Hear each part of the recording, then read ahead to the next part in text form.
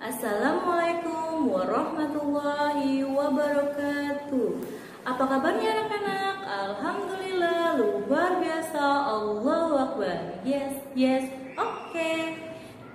Sebelum kita memulai pembelajaran, kita baca basmalah. Bismillahirrahmanirrahim. Nah, sekali ini Ibu akan menjelaskan PKN tentang keberagaman beragama di Indonesia. Ada apa aja kira-kira ya agama yang diakui di Indonesia? Yang pertama ada agama Islam, yang kedua ada agama Kristen, yang ketiga ada agama Katolik, yang keempat ada agama Hindu, yang kelima ada agama Buddha, dan yang keenam ada agama Konghucu. Nah, sekarang kita akan membahas yang pertama agama Islam. Di agama Islam ada apa aja ya, Nak? Yang pertama, pemimpin agama Islam ada yang namanya Ustadz Ustazah. Yang kedua, di agama Islam ada kitabnya. Ada kitab apa?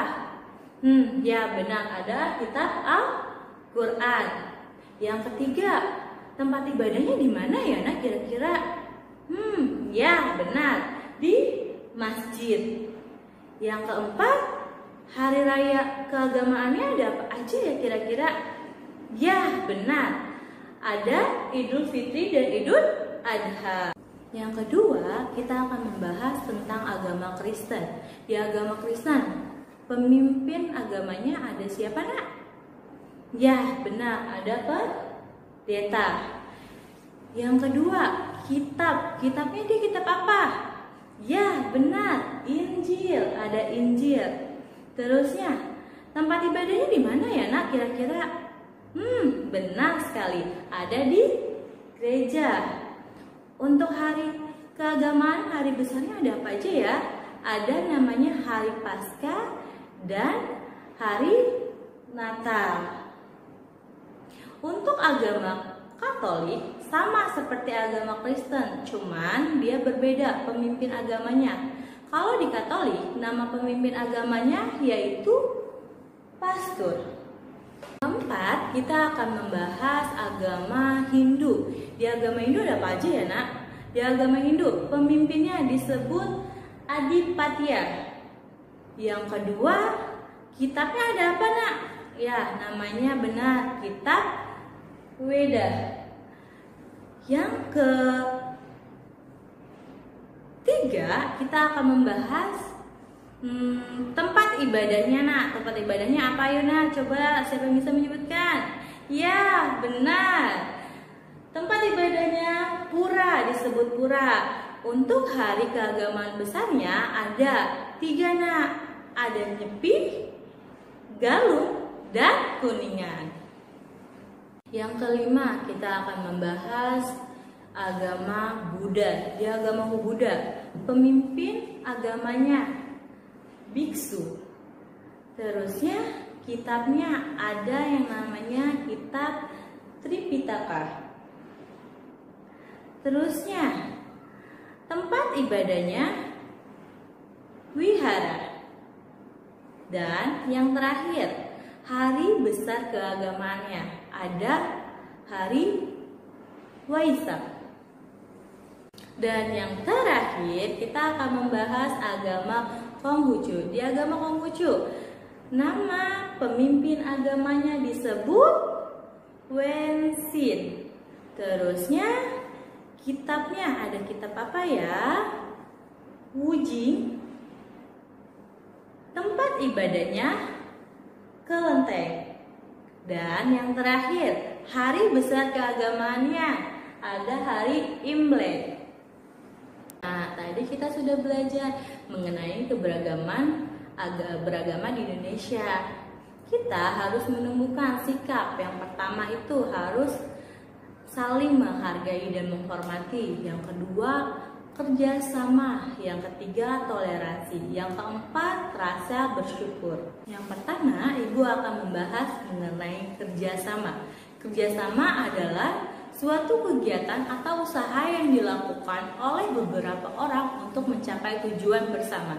Bentuk kerjasama ada berapa ya kira-kira ya nak? Ya banyak banget bentuk kerjasama. Yang pertama ada kerjasama Siskamling, sistem keamanan lingkungan. Contohnya seperti, ya benar, Ronda Malam. Yang kedua, kerja bakti. Kerja bakti bisa di lingkungan masyarakat dan bisa di lingkungan sekolah. Bisa juga di lingkungan keluarga. Kalau di sekolah kerja bakti membersihkan lingkungan sekolah.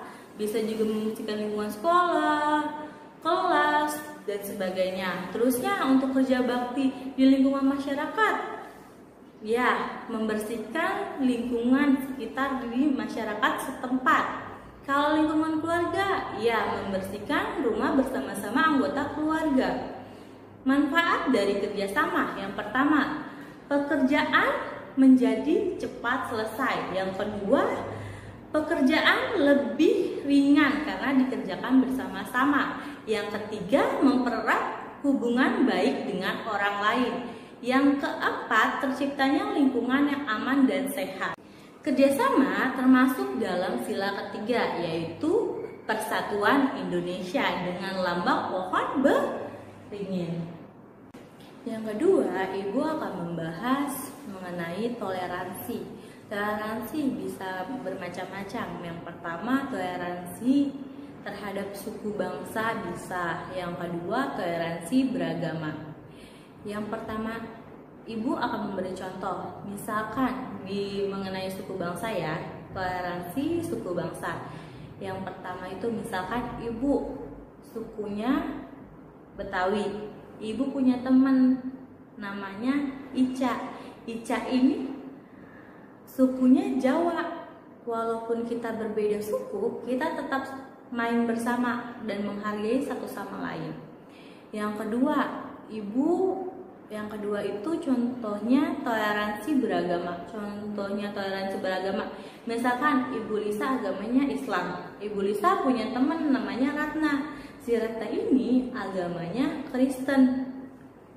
Terusnya Bu Lisa izin sama si Ratna untuk melakukan sholat 5 waktu. Ratna, Lisa izin dulu ya, mau ibadah dulu. Si Ratna karena mempunyai sikap toleransi, dia mengizinkan Bu Lisa untuk sholat dulu. Yang terakhir, Bu Lisa akan membahas rasa bersyukur.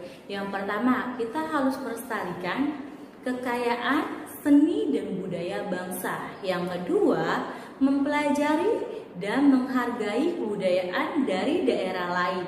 Yang ketiga, toleransi terhadap suku bangsa.